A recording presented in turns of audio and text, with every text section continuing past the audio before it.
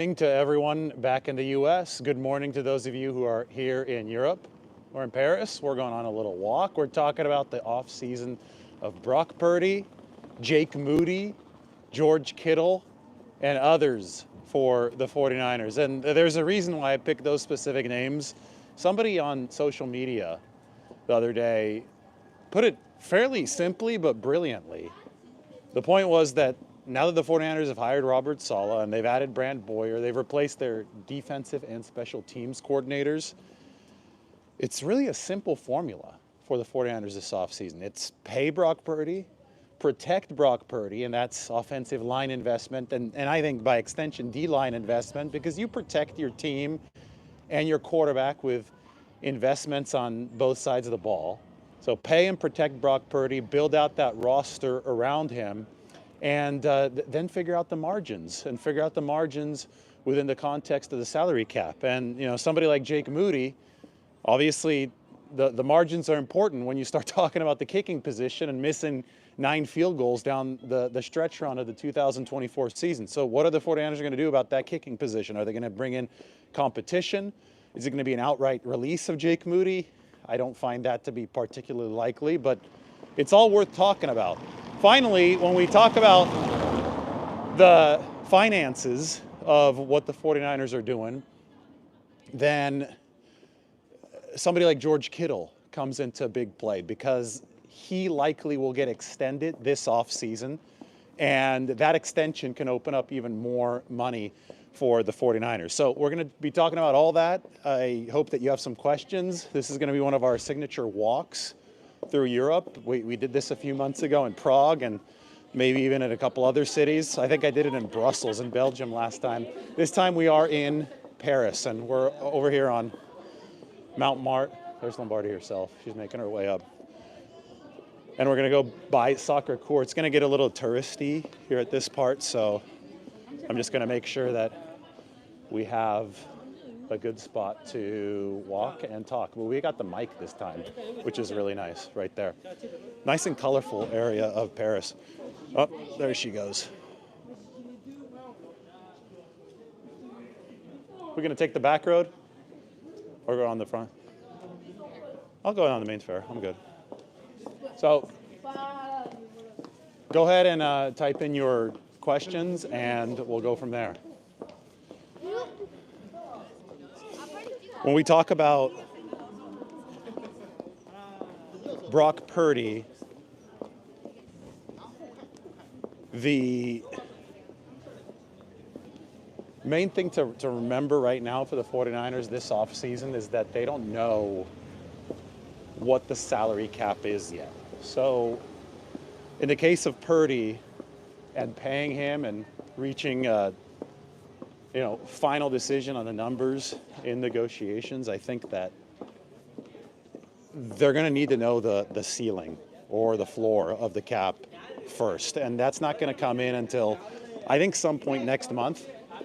So when we talk about checkpoints this offseason, the first one was to find out what you're doing as a defensive coordinator. You had to wait on Robert Saleh. Robert Saleh signed. Everything good on that front for the 49ers. Ooh, crepes. Check this out, guys. The specialty here in France. Those look good. Those look really good. The best ones are the ones they make on the street, too. We just had a good one, actually. I think it was Grand Marnier sauce. They're pouring it on the little stove by the table. It's all lit on fire. It was excellent. Now we've made it to the next spot. I happen to do these with the most people around, but it's possible now with the microphone. Anyway, they're going to pay Purdy, and they're going to structure this within the capabilities of how they can surf the wave of the rising salary cap. So they have to know what the salary cap is going to be, and that's going to be tied to NFL revenues for the 49ers. And that probably won't be public knowledge for the teams until some point late in February before the new league year starts. See a view of the whole city down there. It's nice, right? Little touristy cafes. All right, let's continue on. Then, as far as fortifying the lines, I think we're watching the Senior Bowl right now for the 49ers, and the emphasis might end up being on the defensive line, not on the offensive line when it comes to who the 49ers draft, which I find to be really, really fascinating because everybody thinks it's a quick fix. They have to invest in the offensive line with their top picks, and I keep on reminding people that the 49ers are going to look at this on a proposition of value, and they're going to want to get the best possible talent in the building. And when you have an oversaturation of defensive line talent, it seems likelier that you're going to pick defensive linemen in an NFL draft instead of an O-line position that it's hard to find players who fit your scheme in, right? So I think that when I look, and I made a video about this that's going to go up a little bit later today, we talk about Mason Graham, the big defensive tackle out of Michigan, super impressive player. He's probably going to go in the top 10. Wouldn't shock me if the 49ers picked him. Now we're talking a lot about Mike Green, the edge rusher, 17 sacks out of Marshall. I think that the 49ers really need to fortify edge and defensive tackle. I think that they've got several spots on the defensive line that would really benefit the entire operation, and that includes, and especially includes Brock Purdy, in a very similar way to how the offensive line would benefit this team. But you can't view this as only offense or only defense. You have to view this as a whole. And, you know, the truth is the 49ers offense barely dropped out. The defense dropped down to number 26. The special teams was dead last, number 32. So, I mean, two of these phases of the game were massive problems. And one of the phases of the game was still staying afloat as a borderline good unit for the 49ers. So it would not shock me if the focus of some of their premium picks ends up falling to the defensive side of the ball and that defensive line. Just the way that things have typically worked for the 49ers and typically work in the NFL these days. I think that when you talk about O-line investment, veteran players might be what get the 49ers more immediate improvement. So somebody like Dahlman, who is obviously the son of Chris Dahlman, the former 49ers center, that could be something that really fits for San Francisco. I think that might be the most likely bigger name free agent that they pick up. Look what we got here. That is the Eiffel Tower. So we're on Mount Martin in Paris. I know it's a little shaky right here. Right under the Sacré-Cœur, which is the cathedral. It's a newish cathedral. It's not like one built in the Middle Ages. One came out in the 1800s, but it's still really, really impressive. Up on top of the hill where you get that view of the whole city, including the Eiffel Tower. So let's go in with your questions here. We're about to be at the viewpoint. I mentioned Kittle. You save money through a restructure. Talk about Brock Purdy. Well, he's the centerpiece of everything, and you pay him, but you've got to know the salary cap size before something like that happens. And then, well, special teams, so much of the lack of efficiency last year came from the struggles of Jake Moody. So how do the 49ers proceed with Moody? I'm of the opinion that he's got talent. I don't know if he's going to turn it around, but he might as well figure out how he does under some pressure instead of just cutting him. So I think the 49ers should and will bring in some competition for Jake Moody. We're going to take these little back stairs down. A lot of people here in Paris, they love just hanging out on the steps with the view of the city. The steps of the cathedral up there. Cool little spot. Do the 49ers need another quarterback? Yes, they're going to need a backup quarterback. Only Brock Purdy is going to be under contract in 2025 as things stand right now for the 49ers. So they do need to add somebody else to the position room. Who's going to be the QB rehab project, QB2 for the 49ers in 2025?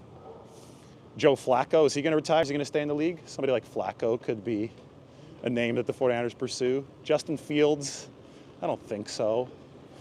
Never thought that Justin Fields played from the pocket as well as Kyle Shanahan would want a QB2 to play from the pocket. I don't think it's going to be Trey Lance. I don't think Trey Lance proved to be good enough for that job either for the 49ers. They need a more stable commodity at that QB2 position. I mean, the best was when they had Sam Darnold. He obviously was a hell of a QB2 for the 49ers. But even with the really rough end to the season in the playoffs for Sam Darnold, I don't think that he's going to fit into the budget of the 49ers at QB2. Making our way down from Mount Mart.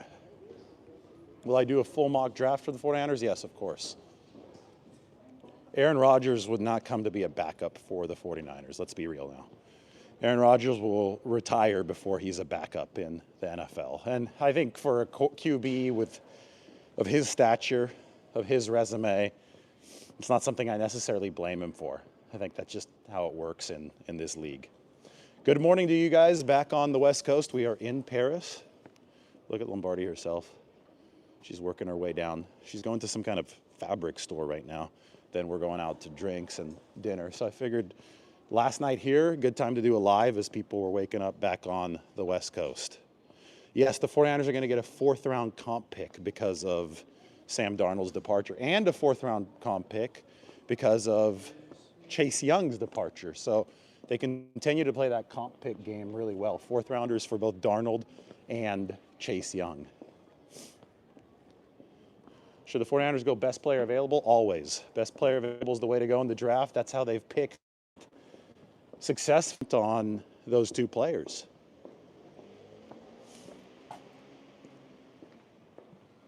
I'm sorry if it froze. I think that it might have tried to hop on the Wi-Fi in one of these apartments here in Paris, and unfortunately, I had forgotten to turn off my Wi-Fi, but I think it's better now. Tyler Warren out of Penn State. I mean, if he's available at number 11, he might be the best player available. And in that case, you know, a lot of people, this is the problem with people going position specific. They think the 49ers need just one thing, as if all of football isn't interconnected. So they say the 49ers need better pass protection, go draft an offensive lineman, even if that offensive lineman isn't the best player that is available at a particular time. And to that I say, Tyler Warren, 260 pounds, what's he going to run? Is he going to run a 4.5, 4.6? I don't know. He moves at 260 pounds, 6'6", tight end out of Penn State. He is pass protection. Tyler Warren is somebody that's going to improve life for your quarterback just because, maybe not through straight up pass blocking like a tackle, but he is pass protection by virtue of his receiving threat and his ability to block, his blocking threat at any part. Yeah, Tyler Warren would improve your pass protection if he's any other player available, any other offensive tackle available at number 11. That's why you pick him. That's why it's a good pick. I think that people need to start thinking in terms of football being a team sport of totality. I mean, it takes all 11 on the field tugging toward the same goal, right? And everybody's got different jobs, but they're all making progress toward a specific end result. And nothing is independent of everything else. That's why you always just go for the talent that's going to best fulfill your team. Plus, you don't know who's going to be good and who isn't. It's all an educated guess in the National Football League.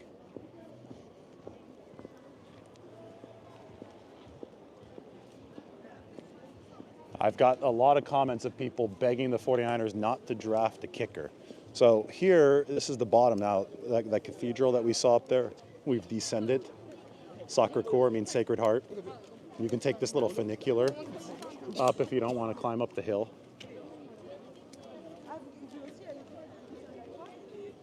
Neat little spot. First time I came to Paris was in 2009. My friend from high school was living in this neighborhood, which was really neat. And it ends up being my favorite neighborhood of Paris. It's most like Prague with like the cobblestone streets and the change of elevation. A lot of Paris ends up being fairly flat.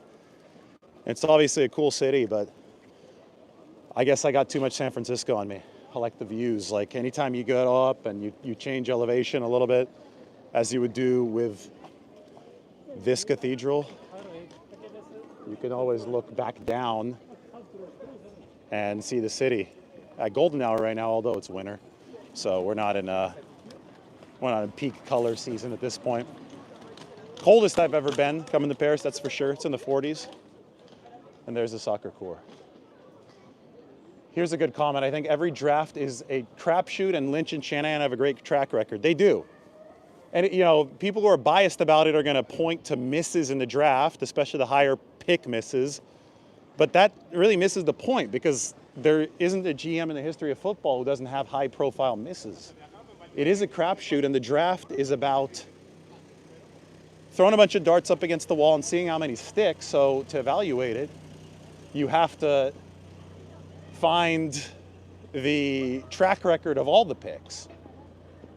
Specific ones are never going to tell you how good a team is at building the roster, because the draft is such an inexact science. So what did we say at the start? We said Brock Purdy. It's the offseason of Brock Purdy now. 49ers had to fix the defense and the special teams, or make the moves at the leadership positions of those two units. And they've done that. Moves at leadership positions of defense with Robert Saleh, special teams with Brant Boyer. They've done those two things. Now it's about paying Brock Purdy. You've got to wait until the salary cap reveals itself to be able to do that, I think, with any amount of confidence. And then you have to make sure that you build the team talent-wise around Brock Purdy once this free agency window opens up, in a way that is financially sustainable for the longer run. And I think in the case of the 49ers right now, the reason I put George Kittle in the title is I look at their amount of salary cap space as we speak, and it's about $45 million of effective salary cap space before the signing of Brock Purdy. I think it's going to drop down to about $35 million once they do get Purdy's deal done. You guys know I've projected this to be at about $15 million cap hit for 2025. I think, they're going to run that staggered structure. That's how the 49ers have operated with all these big contracts, and the numbers I ran on the Purdy one have them biting $10 million further into the cap space. So then you've got $35 million of effective space to get the job done, roll over as much as possible, continue surfing the wave into 2026. That's just how it works with salary cap inflation. That's how the 49ers strategy has really been executed. And you could use that $35 million maybe for Drew Dahlman. We'll take a bite out of it. Maybe you do sign an edge rusher or a defensive tackle, although I really think, and I'll talk more about this in the video I'm posting later, I think that the Philadelphia Eagles model for revamping the defensive line, getting younger along that defensive line through the draft, especially with this looking like a really, really strong draft class for defensive tackles. Some edge rushers available too. I think that's the year to do it in this draft. The meat of this draft looks really even and really strong, like picks 20 to 70. Evaluators can't agree on, okay, should this guy be in the 50s or should this guy be in the 20s? And it goes both directions. I think that's a really, really good sign for a team that's looking to stock its quality depth, like the 49ers. Stock the positions where you need a lot of bodies, like the offensive and defensive lines. I think that's how this offseason is going to work for the 49ers. And I do think that the complexion of the draft of this 2025 class really fits that strategy for San Francisco. Now they've got a higher first-round pick than they normally do at number 11. But based on the needs, based on the fact that they need to fortify the defensive line, based on the fact that they can use another weapon offensively, especially one that directly impacts their pass protection in a positive way, I can see them going in a number of different directions with number 11. And that usually leads you back to the old school philosophy of best player available. So she has hit her fabric store behind me, Lombardi herself. We made it down the hill. We're in like a really, really French area now. Cool spot. I don't know what any of that means, but there's some kids running home from school. Cool. The fabric store is behind us, and we're waiting for Lombardi herself to come out. And then we're going out for drinks and we're going out for dinner. So this is where the work comes in. Stay tuned though for the video that we did from the top over by the cathedral. That one was fun. I'm ready to answer your questions. Good morning. I'm 9 hours ahead of you here in Paris on the West Coast.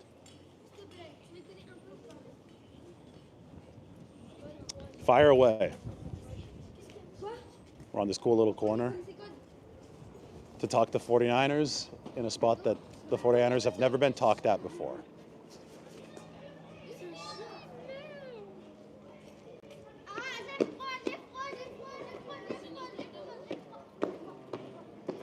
Would it be a good approach to the 49ers to move up to draft someone like Graham or Carter? If you love the player and you feel that the cost to move up isn't too great, then yes, you could do it. I mentioned that earlier with Mason Graham. Really good defensive tackle out of Michigan. If you feel this is a surefire guy that can fit into the wide nine, that can help bring your defensive line back to glory, and you only need to go up from 11 to number 8 or number 7 to get him, which shouldn't be a prohibitive cost. I mean, it just depends on who you're trading with. But if you feel that's your guy and that's your fit, then yes, you do it. Again, it's the draft is like throwing darts up against the wall, but there are times where you're very, very confident in a particular dart throw and you want to make sure that you do hit the board with that player. So get the guys that you truly believe give you the best chance of fielding the most competitive roster. I think it's as simple as that for the 49ers. And maybe somebody like Carter or maybe somebody like Mason Graham fits into that thinking. We just don't know how the 49ers are going to be thinking about this until late April, because they're obviously not going to divulge a lot of their strategy, nor should they.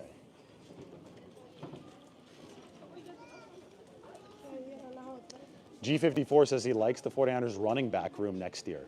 I agree with that assessment. I think at the top of it with Christian McCaffrey and Isaac Guerendo, you're going to have two really dynamic, versatile backs who should be healthy. I mean, you can knock on wood as far as that goes, but look at this view. This is cool.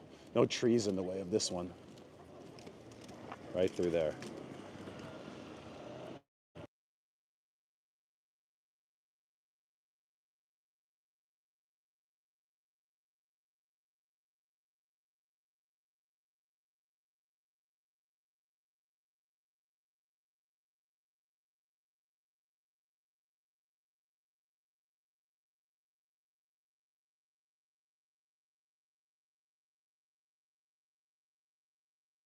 That was my fault. We lost my audio because I hit the wrong button. Sorry, guys.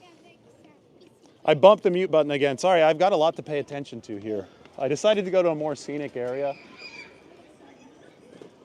because we got more and more of you waking up and tuning into the show, so it's good. Anyway, I said that Guerendo and Christian McCaffrey are the makings of a really good running back room. I think the 49ers can and should be really excited about that.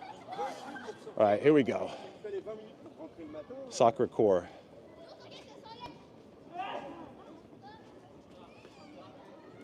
I didn't pick the quietest area to do this show, so we're putting the mic to the test. Unless I accidentally hit the mute button, then things are bad. Don't sleep on Elijah Mitchell, yeah, but Elijah Mitchell's got to stay healthy. And then I'm in the process of checking how that works with Tarvarius Moore. When he didn't play, when he was on IR his entire 4th season, so the final year of his rookie deal, Tarvarius Moore, his contract tolled.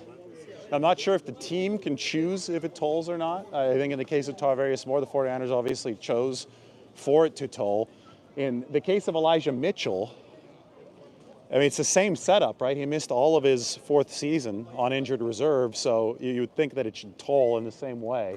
But maybe the 49ers have had the option for it not to, and they'll just let him become a free agent. I'm not sure. And I'm also not sure about Elijah Mitchell's health status, because and this is a player who has gotten such an unfair shake from a lot of fans.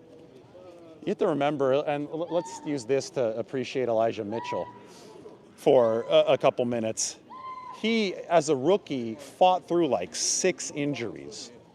Like 6 different injuries. He played through them, and the 49ers needed him bad in that 2021 season.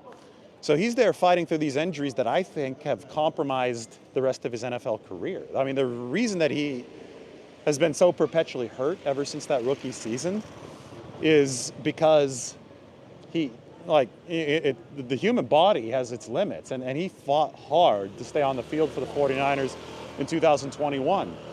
You see this happen a lot in the NFL because, I mean, guys have to make names for themselves, especially sixth-round pick like Elijah Mitchell out of Louisiana,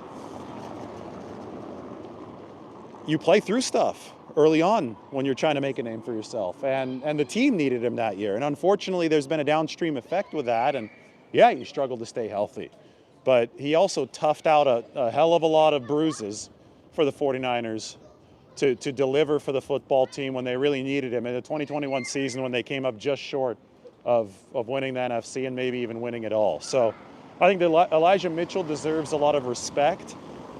I don't think that he deserves a lot of the derisive comments that some media members and a lot of fans on social media have given him.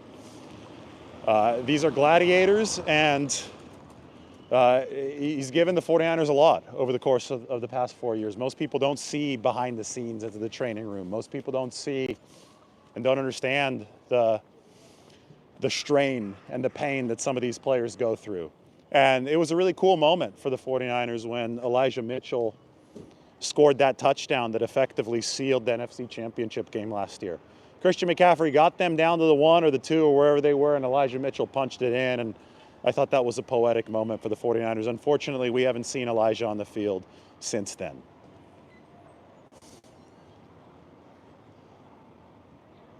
Yards after the catch per reception in 2024, the 49ers ranked number 31 last year, which is crazy because this was the team that was riding off of the success of Christian McCaffrey and company the season before.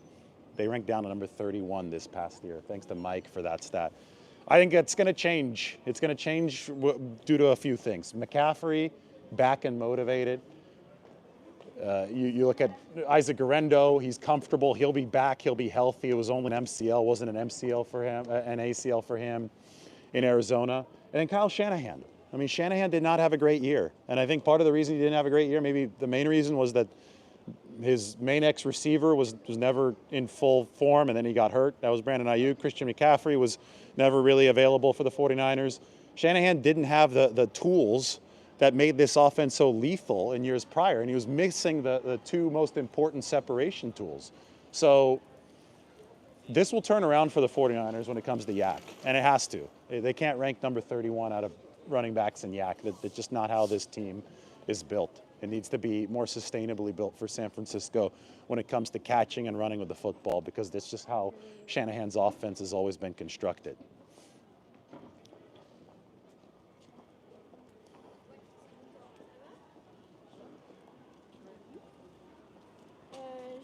Jeff says Ayuk better come back ready to go. I think the issue with Ayuk was obviously the hold-in. The hold-in last year was something that, yeah, he wasn't ready to go for week 1. And then as soon as he might have been close to back in form. And when that happened, he tore his ACL. Now, he wasn't yet back in full form when he tore his ACL. That was against Kansas City. Remember, he dropped that pass? That was a dime from Brock Purdy. I think it was a third down dime from Purdy. Dropped it. Should have been a touchdown or at least a huge gain. Instead, the 49ers punted. And then about 20, 30 minutes later, Brandon Ayuk tore his ACL. So it was brutal. And we never did get to see 2023 Brandon Ayuk for the 49ers. Really, really tough for San Francisco. So, I mean, I don't know when exactly he's going to be 100%. I know he was shooting on the basketball hoop. He was jumping in the locker room toward the end of last season. So we'll see if he could be back for week 1. But even if it's not week 1, they're going to hope that he's hitting his stride by at least mid-season. And that X-receiver spot is so, so important. Because if Ayuk can hold it down and McCaffrey's holding down running back, then Jennings is playing, either the Z or the F. Jennings is not pigeonholed into the X spot. Then your offense truly becomes lethal. They were good last year. They were number 11 in the NFL. It was above average. But they were historically good in 2023 with the players in their appropriate spots. Ayuk and Purdy had such good chemistry. You're right, Jeff. They absolutely did. All right, guys. I'm going to sign off from Paris. Wanted to give you guys a nice 30-minute live walk around Sacré-Cœur, Montmartre. You could see a street here in Paris behind me. Lombardi herself is in that fabric store. We're going to go retrieve her. And as soon as we retrieve her, we got to go out for drinks and dinner. Got another video coming here from Paris, then we fly back to New York tomorrow. Bay Area at some point soon. I think we're going to do the Super Bowl from the mountains, though. I'm not going to New Orleans, and I'm happy about that. We went to New Orleans over Thanksgiving for a couple days. That was just in case the 49ers didn't go, so I wouldn't have to say that I missed New Orleans altogether this year. Now, New Orleans, Paris, they've got a little bit in common, right, with the French, but this is much more French than New Orleans. We'll put it that way. Brock Purdy at the center of this offseason for the 49ers, followed by George Kittle, Jake Moody. I know everybody's talking about him, and it's a team sport. The 49ers have to find a way to make all the pieces work, and so far, they're off to a good start. Robert Saleh, Brant Boyer aboard. Those were the two biggest weaknesses. Now it's about building a sustainable roster around a good quarterback who's going to be getting a contract extension. So long from Paris. We'll talk soon.